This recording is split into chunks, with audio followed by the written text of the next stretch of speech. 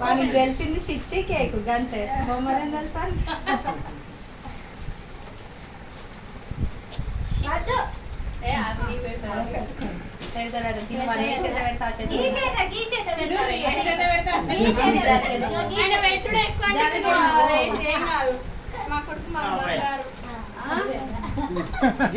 ఎందుకు పెట్టిండు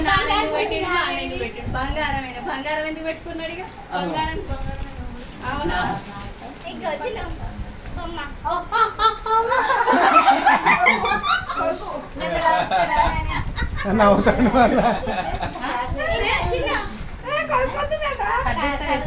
అవును ఇట్లా పట్టుకో